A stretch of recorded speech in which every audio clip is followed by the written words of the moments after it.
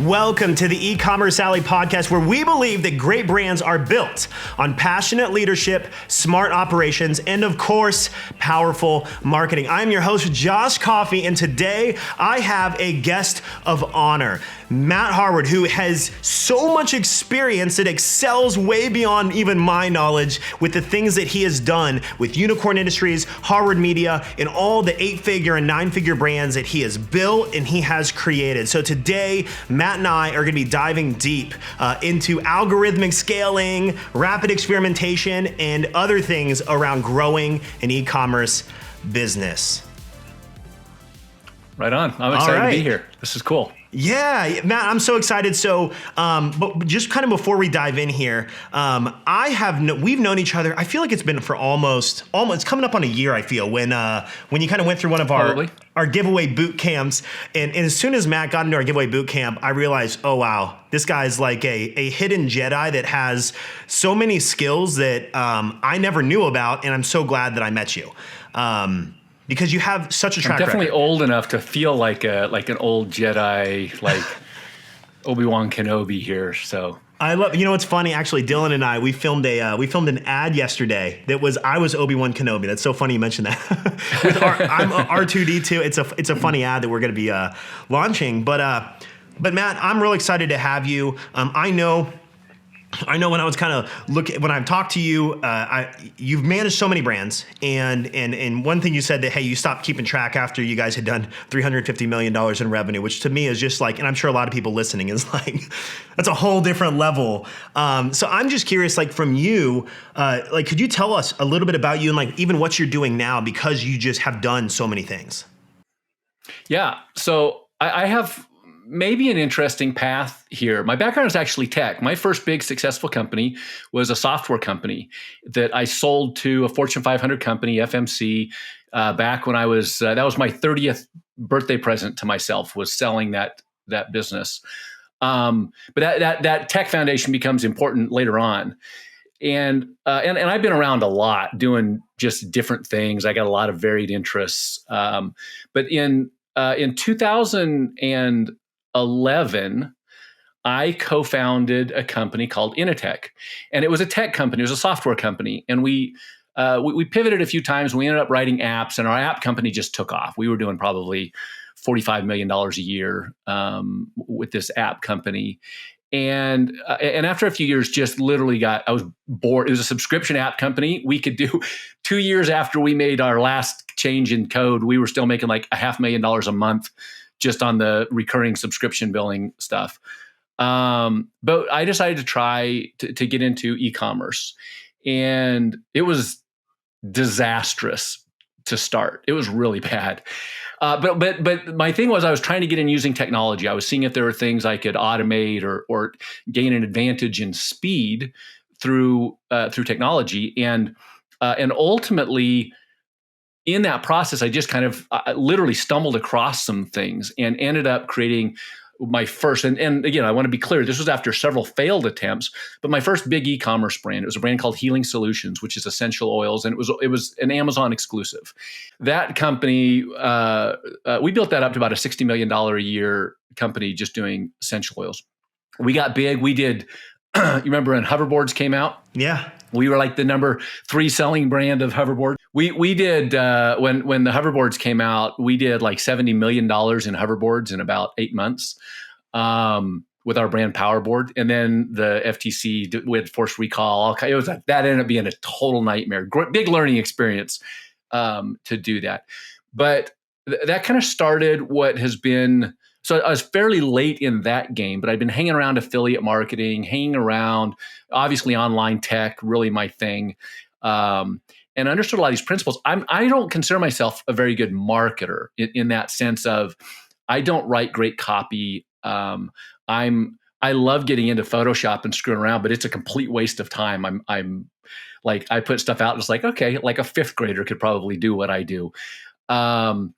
But I did find that there was an advantage to having that tech component. And so again, this is back in maybe 2013 or so. So almost a decade ago. It was over a decade ago that I started that company. But again, it started as a tech company. Regardless, one of the things that this was, I think, fortuitous for me was that, Facebook then figured out Facebook ads and mobile. And because when I started Initech, they had not figured any of that stuff out yet. And, so you grew that without like Facebook advertising? That was pure Amazon. Wow. Yeah. Just Amazon. Wow. And just Amazon. So my first two big e-commerce brands were Amazon brands. And, but I started to figure out that there's a lot of power in the algorithms that ran. Hopefully that's a word that people understand, but just that there are computer programs and they are opinionated, biased computer programs. By bias, I don't mean the bad kind of bias that we generally think of. They have opinions. They have things that they want to reward and things that they want to punish. And so my first big e-commerce success came not because I'm a great product developer, not because I'm a great copywriter or I write really slick funnels and video sales letters. I'm not like horrible at those things, but I am not good at those things. It came because I figured, let's lean in on the tech side of this. Let's see, can we really figure out the algorithm? And then as the algorithms just they took over the advertising world in the last 7 or 8 years. It's not just, Google search, yes, but it's still it's intent driven, but YouTube, Facebook, TikTok, Twitter. There's some platforms I don't use as much, like Twitter and stuff, but still, they're algorithmically driven. If you want to get really good, Amazon is algorithmically driven. If you want great distribution on Amazon, you figure out the algorithm. That's one of the ways to do it, I should say. And so that kind of started that journey for me, and I became disenchanted with Amazon and ended up going on to do my own house brands and direct to consumer, which is where I am right now, where I have been at Harward Media. And so my next several brands that 8-figure brands and 9-figure company. So Initech was a 9-figure company, Harward Media, a 9-figure company. Harward Media came on the heels of getting out of the Amazon side and going DTC, which means mostly for the past, 4 or 5 years, it's been I'm all in on the Facebook algorithm. I know that just in the last 3 years, I've spent like $54 million just on Amazon, just on my offers. So that's not as an agency or anything else. And by the way, also doesn't include YouTube, which I play fairly big on YouTube. It doesn't include TikTok, which is newer, but also something that I've played on and stuff. But it's mostly just really getting into that algorithm side of things and extreme scale in the algorithm. I meet a lot of people who have e-commerce companies and they think that they're at scale. And it's like, oh gosh, there's so much more that you've got out there. If you could get friendly with the algorithm, if you could get the that boost that comes from really getting in with the algorithm. So, like, what is that? I don't know if that's what you want to hear or not, but so, like, what does that look like? So, you mean like getting really friendly with the algorithm? Like, what's an example of that just like clicking for one of the brands that you work with, or one of your brands? So, probably a good example of that. We got one of my brands we sell. So at Harward Media, we had 4 house brands, and they were across a wide variety of verticals. And so one of them, we were selling high-end furniture. By high-end, I mean, we were selling a multi-$1,000 product there. And we were kind of, I mean, it was effective, but I would say we were limping along in that if we tried to scale it, anybody who'd advertised on Facebook at a deep level has experienced this, try and scale it and everything collapses. Try and scale it, everything collapses. We were really struggling to get past about $30,000 a day in revenue there. And, but we really needed to be like, we needed to be multiples of that. We needed to scale, not just, is there 10% growth here? Is there 20% growth here? We need to be is there 400-500% growth here? And so, we go through a lot of testing. We were testing for probably 2 or 3 months at this point. But then eventually you find this comment. Here's, unless you've experienced this is hard to describe. because we were profitable on the product, right? And it was good. And most people stop there. Most people start optimizing from that point. They get to the point where they can start selling something and they start optimizing. We kept experimenting. What we found, we have the concept called relentlessly chase the tail, which means just to constantly, as we're testing, to constantly be looking for those outliers, constantly be looking for those things that algorithmically stand out from everything else. And eventually what you end up with is a product that people love, meaning you can sell it. So that's the conversion optimization side of things. And again, that's the part that most marketers, all they focus on is the conversion optimization, is can we sell this effectively? But when you also combine that with algorithmic love and you figure out the algorithmic side of it, now suddenly your distribution goes sky high. Now, Facebook is saying, gosh, we want to show this to as many people as we can because we love what you're doing as well. And so now you get I have a weird technical term for this I call distribution matching, but it's that I get the funnel love, the conversion love combined with the Facebook algorithm love. And suddenly, without changing my conversion dynamics at all, I'm getting 2 times, 3 times, 4 times the traffic coming into me from Facebook because I'm very heavily aligned with their algorithm, right? And so the first time that we kind of put all that together with these chairs that we were selling, it was, okay, we're going to take a piece from this. We're going to take this piece. The algorithm seems to love this piece. And we started cobbling together this, what was originally this like Frankenstein funnel. And I didn't know if it was going to work or not. But when it all came together and literally like it went bonkers. It went crazy in the period of a week. And then if I could just follow this up, that thing, it plateaued again where it was originally we couldn't get more than $30,000 a day in revenue. Then it turned into we couldn't spend more than $30,000 a day on our advertising. Different problem, I guess. It's a different problem for sure. Yeah. We were coming up on Black Friday in, I think, 2019.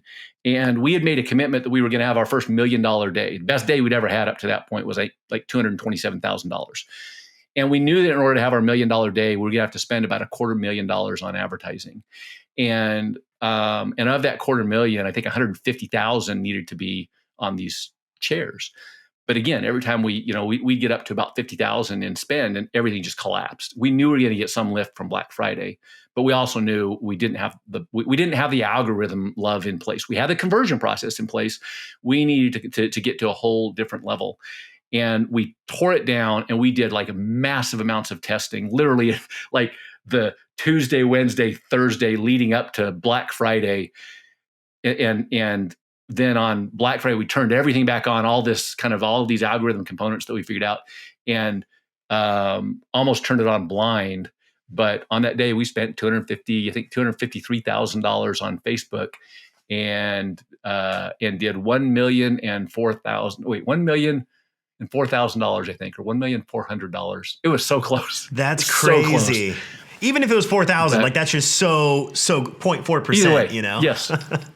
Yes. Wow. But that really started this kind of journey. I mean, I knew that there was power in the algorithm, but as I started to kind of piece those things together, that really, that just kind of became my thing is I'm going to know and I'm going to have an advantage, one, because the math at the level of math, and most people like their eyes roll back in their heads like, oh, math, I don't want math to come into this. But by math, let's just say there's a predictability to it. There is a consistency to an algorithm that I happened to be particularly adept at seeing that and getting that and testing against that and trying those things out. And that's become even more important now since the post ATT changes in iOS 14.5 and those sorts of things. It's been something that, again, there's a huge part of this was just fortuitous and good timing, and I happen to be a nerd.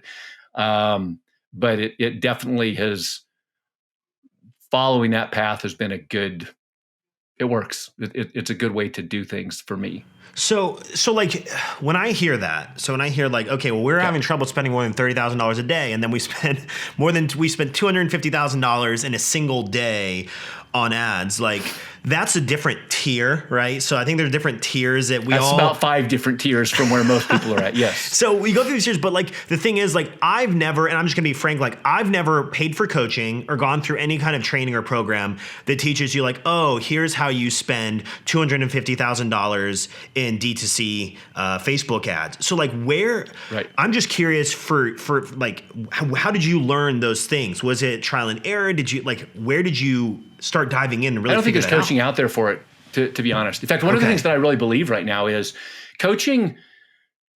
I'm going to take back. Let's not say coaching. Let's say courses. Courses. The like the recipe version of things, it can only get you so far. There's a point where, I've now scaled multiple brands, but also multiple businesses, including software businesses, and non-e-commerce businesses. And you reach a point where there is no recipe for it anymore. In fact, even at the earlier levels, even with recipes, most people, statistically, it's not going to work. And by the way, that's not because the recipes don't work. It's just that timing is involved and there's a human element to it. And there's a lot of other stuff that goes into this. And so you'll find, even with courses and coaching, when you just take the out of the box stuff, there's only so much that it can do for you. My experience is beyond about $3 to $5 million a year in revenue. Those things, the coursework part of it becomes way less reliable, not just less reliable, significantly less reliable. And then you get to a point where it's like any course that says they're going to teach you how to scale at this level they're lying. I speak in terms of. It's almost irony because like to teach you how to scale like at that level, like like you said, it's so many tiers higher that like I've never, again, personally, I've never learned from someone I've never gone through a course, and we spend tens of thousands on our own education to always say, test things, to always see what is available. Yep. And I've never talked to someone who has said, I've run a $250,000 a day campaign successfully at a 3x ROAS or 2.5 or even whatever that is. So yeah, it sounds like you're just trailblazing almost on your own. At that level, yes. Here are the challenges that I ran into, by the way, as we get, that we ran into. This was definitely a team effort. But first of all, since I grew up in the internet marketing world, originally as an affiliate, the people that I kind of had on my pedestal, where it's like, gosh, someday I hope to be as successful as them.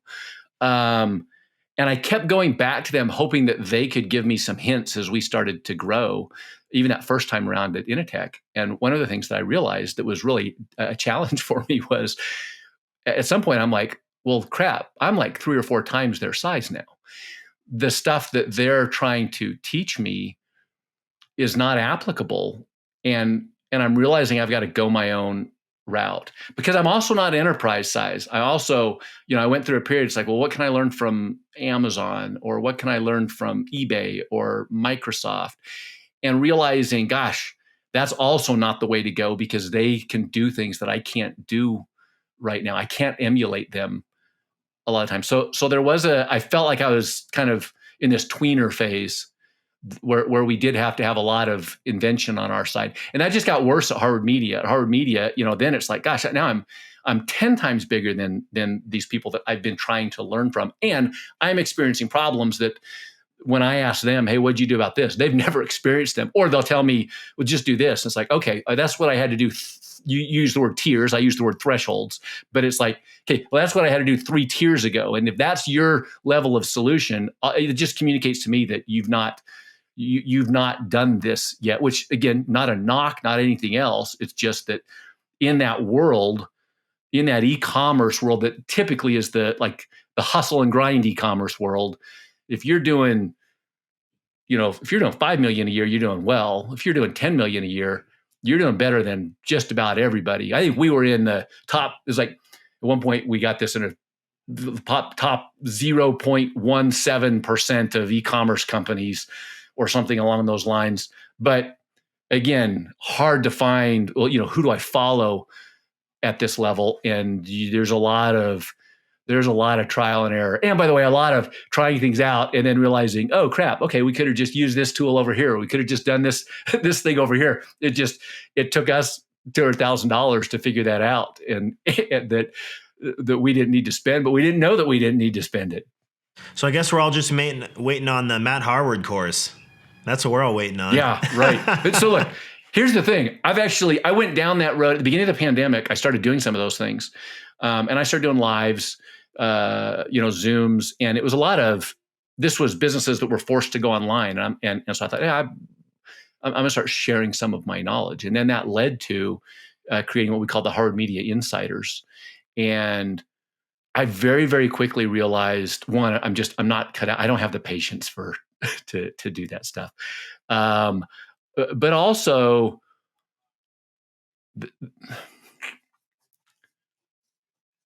I'm not a believer in I can put this in a box and that everybody's going to be able to just. I think there are principles that you can learn that will lead to your success, but it's because you learned the principles, not because everybody wants the tactics. Everybody wants to know, how do I dot my I's and cross my T's and do that kind of stuff. And I can give those. We can sit here for 5 hours and I can tell you some like badass stuff on Facebook and YouTube and things. But the day that stops working, which may be tomorrow, you're at a minimum, you have something that doesn't work anymore. At worst, you've got something that's going to get accounts banned or that's going to cause active problems for you. So I got out of that. Although we're considering doing something right now purely on rapid experimentation. It's a much more confined model and is the foundation for almost everything that we do anywwhat we'll see. Well, if we could actually, I'd love to dive into the weeds of that a little bit, if that's okay, because that's what you've said. I mean, you said you spent 2 to 2.5 months or 3 months just literally doing rapid testing. I'm curious, what does that look like if you've never done that? And I'm just curious from your perspective, what is a little bit of the overall strategy that you take for that? So, oh boy, where to start on this? Can I start first with where we're at from especially post Apple iOS 14.5? Because that leads to, it doesn't necessarily change my tactics, but it does. There is some amount of foundation that's important in that, because you used to be able to, I don't know how long you've been doing this, Josh, but you used to be able to throw out something middle of the road. And I'm not a great singer, right? But there are auto-tune programs that can make me sound like I'm passable. And Facebook used to be the greatest auto-tune trick ever in e-commerce and marketing. And you used to be able to throw out something that was kind of middle of the road and let Facebook optimize it for you up into workable. So that's what we call an implied proof model, meaning that you thought you had a good audience, you thought you had a good product and a good angle and these other things. You throw it all out there to Facebook, and they could figure all that out for you. They could stack a lot of unknown variables together and figure out how it's going to work. Does that make sense? And that used to be a viable pattern in Facebook, was just be good enough. Well, so one of the things, right, that doesn't work anymore, first of all, or it's very challenging to make that work. You have to be playing at the extremes. And now I'm going to answer your question here because it ties directly into this. You have to play at the extremes right now. And the extremes are, that I see, is you've got either high threshold, and high threshold is something that means it takes a lot of time and effort, but it also has a very high payoff to it. So high threshold things are video sales letters. High threshold things are product development. There are things that they are time consuming, they're slow, they likely cost money to do, and you don't get very many opportunities to get them wrong. If you get your product development wrong, unless you've got really deep pockets, the average entrepreneur gets 1 or 2 shots at that. That's it. Before they're like, I'm out of money. I don't have another $50,000 to source something from China and do my own thing again. Or if it's let's say that you're going to hire, I have no idea what your agency charges for things, but let's say, man, we're going to hire an agency. We're going to shoot a really high quality sales letter and really invest resources into high quality video sales, which if you do it right, the payoff, the reward for that is amazing, right? But if you do it wrong, it's going to suck all your money up, and you're stuck. But there are people that high threshold, it is the right move for them. It's usually when if you already got skills, if you got something there that you can leverage, then that's a good way to go. The other way to go is high frequency. And so it's like, if you've got high threshold, which is low frequency, usually not a lot of shots at making mistakes and those sorts of things, the high frequency is the other way. The high frequency has to come along with really low threshold, meaning in my case, I'm trying to get it down to like, as long as it's not an actively stupid idea, because those are easy to weed out. It doesn't have to be a good idea. It doesn't have to be, nobody's got to sit around and brainstorm and think about, it'd be super cool, because this is the mistake we make as marketers all the time. We think something's going to be really cool. Oh, this video would be great if we shot this. Oh, this would be funny, and that's going to work. And then you realize, oh, humor doesn't sell as well as we thought it would. But that's a slow process. So this high frequency process is, well, what if we could, through a combination of really lowering that threshold down super, super low, and we can talk about that in a little bit too, but that's going to be through, one, just making stuff, it just can't be actively bad, and combining that with a little bit of tech, a little bit of automation, so that we can really accelerate that process. And now, here's the thing, mathematically, and this is a mathematical principle, mathematically, you're more likely to achieve a high quality result through rapid iteration, than you are through what's called high intentionality. High intentionality meaning I've got this high concept video, high concept product, high concept funnel, sales process, whatever it might be. Statistically, you're better off saying, well, let's just go lower concept and go really, really fast through a lot of variations of that. That has come to us now to where this, off of one of my last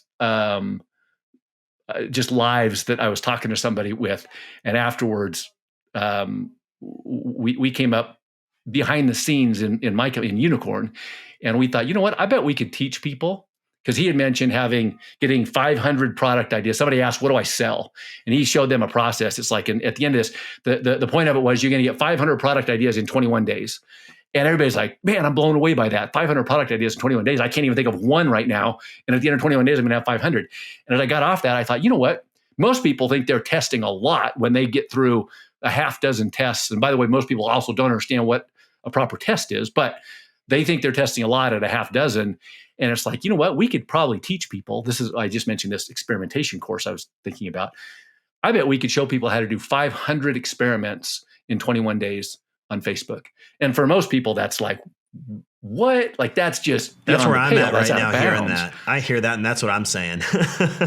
Right? It's a little bit like, what? How does that even work? But here's the thing. You can have, it's way easier than what you think it is, probably. Because one of the things that's happening is you likely have a not a great understanding of what a true experiment is. But also, and this is the other thing that really changed with iOS 14.5. Like I said, you used to be able to kind of throw something out in the middle of that. It's neither high threshold nor is it high frequency, but you can throw it out in the middle, and Facebook will optimize you to high effectiveness. Right? Does that make sense to you?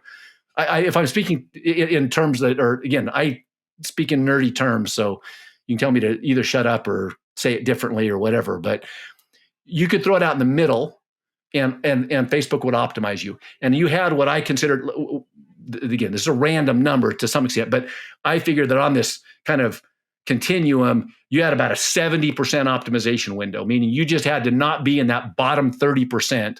And Facebook could probably optimize you to something meaningful. That's no longer even close to true.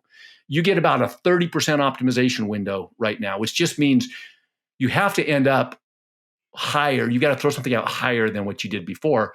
But again, if you try and start there, it doesn't end well for most people who try and start that high. So we go all the way the other way. And so we go through a series of things, what we call naked tests. And gosh, Josh, do you golf at all? I don't, not at all. I top golf. Okay, all right. Do you at least understand some of the concept of golf then? Some of it, yeah. Okay. Here's the probably I golf a fair amount, by the way, and my Oh, you're in partners the and I, valley. Charlie and I used to live in Scottsdale, and everyone lives oh, on the okay. golf course. Yeah, absolutely. So I live like 2 blocks from Paradise Valley, and that's so. Anyway, um, so this would be like the equivalent of this is how most people used to treat their Facebook accounts. I still do actually, and that is if I want to get better at golf, the way to get better at golf is I go out and I golf a lot. But the only time that I would actively work on my game was while I'm golfing, which is super slow. And you don't get a lot of reps and you don't get. So if you're bad at golf and the only way that you improve is to go out and golf, which sounds logical, by the way, you're not ever going to be a very good golfer, right? I hope that makes sense. This applies, by the way, for almost any performance-based activity. So how you get better at golf, one of the things I was famous for at my office, if you ever came to my office and had a meeting with me, was I likely would take the meeting while I'm practicing putting in my office, or I had a little chipping green set up, or more likely, we just have the meeting at my simulator studio. And so while I'm doing that, I would spend 2 hours just working on my grip. I would spend 2 hours just working on my foot placement. I would spend time in my office chipping and putting and doing these little things. But I found these ways to break down the practice where I get a lot of micro reps. That then when I finally step back on the golf course, then when I put it all together in an 18-hole game for multiple hours that I don't get very many opportunities at, now it all pays off. Does that hopefully does at least that analogy, does that story make sense to you? That totally makes sense. And it just reminds me that Okay. now we need to get a CrossFit rig so I can start working on my muscle ups in the studio here. Yeah. Yes. And start working on the intricacies of that. Yeah. But this is how most people treat their Facebook advertising. And I use Facebook as an example because that's really my domain, but it's how they treat their businesses, which is they treat everything as a game, as we're out on the course golfing. And if you're using funnels, for example, everything's got to go through the whole funnel process before they know, did this work? Did we get better or did we not get better? So part of what we're doing with our tests, what we call these naked tests, is the equivalent of in golf, well, what if I just practiced my grip for a while and experimented with grips and I'm not actually golfing and I don't know where this leads, but I'm separating it from the result of golf and just working on this little concept, right? So in a naked test, we'll do a tremendous amount of testing over what we call like naked messaging. What happens if we just throw this message out, this message out, this message out? I can run 50 of those in a day pretty easily, and they only cost between $2 and $5 a piece to run them. We have what we call naked offers, so that's kind of the next level of that. And again, I can run probably maybe 10 to 12 of those a day. Again, very high frequency. They cost me less than $20 to do something like that. Even at scale, they do that. So we have a whole series of these things that we can run where we're splitting out these elements and getting the reps in and getting. There's a famous concept from oh gosh, now I can't remember his name. He wrote Outliers. Malcolm Gladwell, he's got the 10,000 hours. 10,000 hours is one of those things. There are rules for the 10,000 hours. It has to be a skill with immediate feedback. But here's the thing. All those rules apply to performance marketing. And this is one of the things that falls into that category. Only my belief is it's not about 10,000 hours. It's about 10,000 tries. If you can stay alive long enough to get 10,000 tries in, and that's obviously an absurd example, but conceptually it works. The point of it is how fast can you iterate through the iteration cycle that most businesses go through it's not going to get them to 100 tries before it doesn't work anymore. But if you can come up with a velocity fast enough that at least puts you on a path where I could look at it. And if you told me, Matt, you got to get 10,000 tries in this year, I'd get 10,000 tries in this year. And here's the mathematical result of that. The mathematical result of that is I will win. That just is. That's not confidence. That's not bluster. That's not, hey, believe in yourself and you can do it. That is just the math. That's what happens when you get that many tries in and you've got the agility to come back. This was part of what was important in that was the feedback loop. So when you know how to evaluate that feedback loop, how to adjust your responses, how to feed that back in and really accelerate that cycle, it's It's a super, super powerful process. And by the way, it leads to, now if I were going to go out and say, okay, I'm going to spend a lot of money on an agency to go out and create a VSL for me, to go out and create some video content, some commercial type things, or to, a good funnel. It also, I now have proven all of the elements. It's the equivalent in golf of, all right, I've been working on my grip for hours. I've been working on my stance for hours, my approach. I've been working on my hip movements and unlocking all of that stuff and all of these little things. And now I'm going to go out to the course and I'm going to pull it all together. And by the way, I applied this principle to my golf game, and I added like 40 yards to my drive in a 10-day period, which is exceedingly difficult to do, but the concept holds in any performance-based activity. You master these small things, you get the reps in because you can do it very, very quickly with a low, here are the low cost to your mistakes, high frequency, and eventually, and then all you're doing is you're chasing what we call chasing the tail, which means you don't care about, well, this one got 2.2% click-through rate, and this one got 2.25% click-through rate. That's traditional test. That's an optimization test. And most people are not ready for optimizations yet. But that's the only way that they learned how to do it. They learned how to do A/B optimization testing, and it's terrible. It's killing their companies that's how they do testing, because it's the wrong way to do it. Instead, you throw out 2.2, 2.3, 2.25, 2.1, but you get enough rapid iterations, and suddenly you throw out a 4. And it's like, oh, okay. All right, you want to get around the loss of signal that you have on Facebook right now? That's how you've got to play for those outliers. You play for those things where it's like we just absolutely broke the mold for what's possible, not because we're genius, but because we did enough stuff fast enough that we got out of the, what's going to be best between 2.1 to 2.3, and that's what all of our ranges are. And then suddenly we throw out a 4. I'm going through this with one of my partners right now, and we've gone from literally like 1.5% click-through rate on the front end. But just this last week, they were throwing out front-end creatives now that are getting 12% engagement on them, 12% click-throughs on them. Again, not because I'm sitting here like I'm a genius. Let me tell you what you should put in your creative. It's because we just tried so much stuff. We lowered that threshold down so low. They've got like support people that are like, well, I don't know. Should we test this? Should we try this? Throw it in there. That's how low the threshold is on this. Throw it in there and let's see. And then you go into what I did with the chairs, where it's like, all right, we got this that was 4% and this that was 6%. Let's start mixing and matching. And now let's start applying some intelligence to it. And then all of a sudden it's like, oh my gosh, this one just got 8%. Oh my gosh, this one just got 10%. Okay, holy crap, this one just got 12%. And as we sit back and look back at it, it's like, gosh, there was no genius. There was no like, everybody's waiting around for what's the big, huge idea.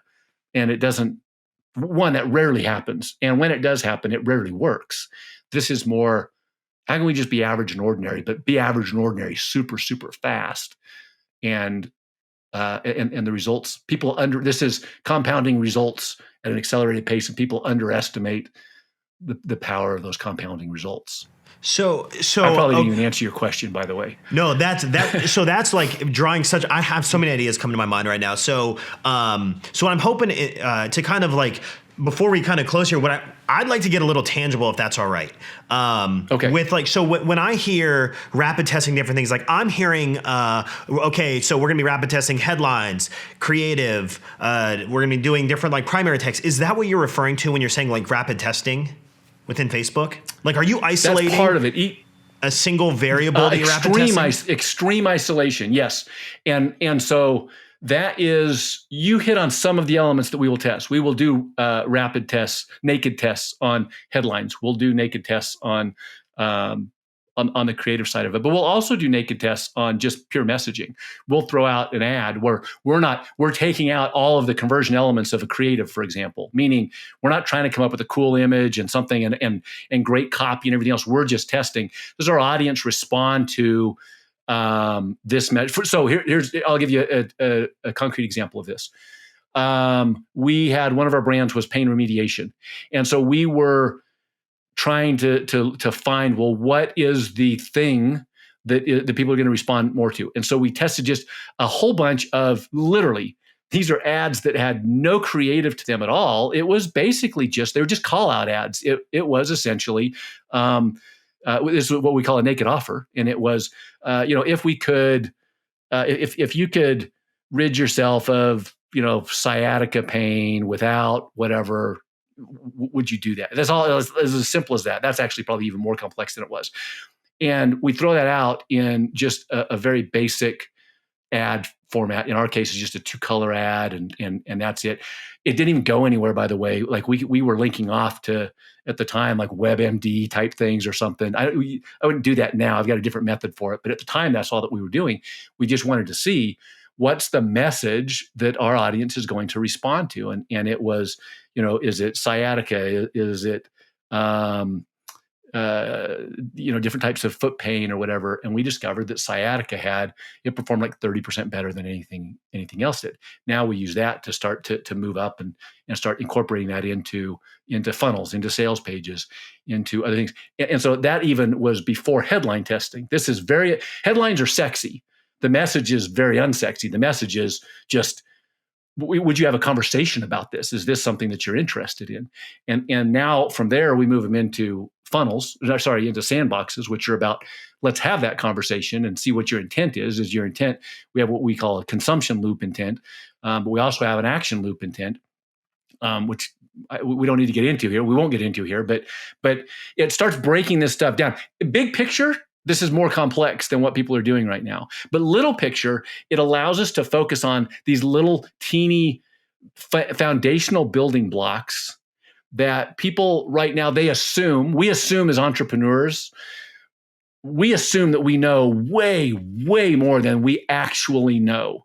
And we assume that stuff that makes sense. Most people who go out of business, it's not because they're stupid. It's not because they don't have good products or any of those things. Most of the time they have reasonable stuff and sometimes even brilliant stuff. But there's a lot more to it than just a good idea. There's a lot more to it than this makes sense. A lot of times, again, anybody who's done Facebook marketing knows you take something like this makes sense, this makes sense, this makes sense, this makes sense. But when I run it, it doesn't make sense. It doesn't work. I can't get it to convert on Facebook. And so a lot of what we're doing is, let's get really clear about what are you assuming is going to work in this process, and let's see, can we devise a test that proves just this element, just this element, just this element before we add them all up, because adding them all up is slow. Building a funnel is slow. Sourcing a product is slow. Doing a good video is slow. Even when you're good at it, it's slow, right? So let's test all these things really fast outside of it and then kind of piece them back together. I've done a horrible job explaining that, but conceptually at each step, it's very simple. In fact, I would say it's way more simple than what most people are doing, even though in total, when you get to the big picture, you've had more complexity to get there, but at each step of the way, it's way easier. And that by extension, by the way, way, way faster using things. Here's another good concrete example. I don't know if you're familiar with an app called Banner Bear.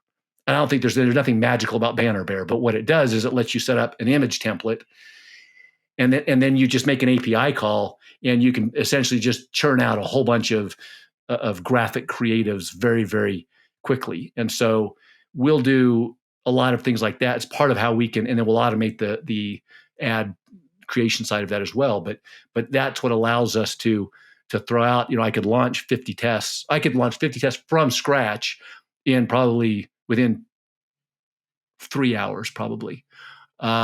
Meaning I got all 50 things in there, got the creatives done, launched them on Facebook, got the right campaign structure, did everything else. But using things like a combination of Banner Bear and Airtable that allows us to just ideate very, very quickly, test very, very quickly, and then come back around, get this feedback, a very tight feedback loop coming back around through. And it's actually more accessible than most people think that it is. It's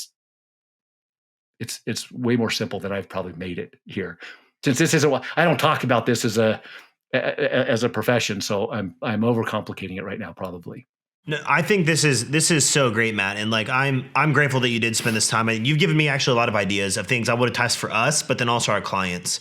And I think like my biggest takeaway from kind of hearing you talk through these things is that there's a lot more experimentation that needs to have, and people that are kind of doing way more, almost like back when in the Google world they called them SKAGs, right? Single keyword ad groups. People will sometimes treat their Facebook ads like that too, where they just put all their stock into one thing, and they're like, this is it, it's their baby. They doctor this ad together. And it's just like, and then it doesn't sale, or it doesn't do as well as it could if you were testing. So I think my biggest takeaway in all of this is there's a lot more experimentation and, like you say, rapid testing that needs to happen. Most people are off by probably 2 or 3 orders of magnitude with how much testing they should be doing. They think that they're flying when they get a dozen in, and they should probably be doing 5 to 10 times that many. But then if they do it the way they're doing it, you can't do that. That's the next breakdown is, yes, you've misunderstood that. Hopefully there's no offense in that, but they've just misunderstood what they could and should be testing and how to actually run a test and what a valid test is. We internally differentiate between an experiment and a test, because testing, people think A/B testing. And again, A/B testing is that's a horrible idea for most people, because it's pure optimization, and most people are not ready. Optimizing from something that is not profitable to something that's a little bit less not profitable is not where most people need to be at. They need to get wildly profitable first. They're not going to get there 2, 5, 10% at a time. They need what's going to move the needle 100%, what's going to move the needle 200%. And A/B testing it ain't that. Well, I think that's for me, like that's huge, because what gets you here isn't going to get you where you're going. And for anybody that's listening right now, like Matt has been where so many of us desire to go, and so many businesses I speak to would just like dream of having a business that's doing 5, 10 million, and even beyond that, like you've talked about 60 million plus 90 million, numbers like that is so aspirational that I think that hearing from someone like you that has been there, you've done that. Like what you're doing is so interesting to me, because I'm not playing in that level, yet. One day I will, and I'm excited for it. But when I hear that, it's so foreign to me, because like you're right, nobody teaches what you know, and it's come through all this experience and experimentation that you've been doing. So anybody that's listening, take this to heart, because what you're doing now isn't going to get you where you're going. And it takes changing things and listening to guys like Matt that really know what they're talking about and have been at those places that you desire to go, that can provide that feedback. But Matt, man, thank you for being on here. I appreciate it. I hope this has been of value. It's been fun. Where can people connect with you? I know you're not a huge social guy from what I've gathered, but where can we send people to connect with you? Probably the easiest place, just go to unicornindustries.com and you can connect with me. In fact, so there will be we're putting out some cheat sheets and stuff on rapid testing and things out there too, just to help people with this process. So go to Unicorn Industries, and from there, easiest way to reach out to me, similar to what you did, Josh, is there'll be Messenger links and some other things on there. I like Messenger. I like reaching out that way. So, sorry. Alarm's going off there. That's the easiest way to do it. Start at unicornindustries.com. Awesome. Cool. Well, hey, thank you, Matt, for being on.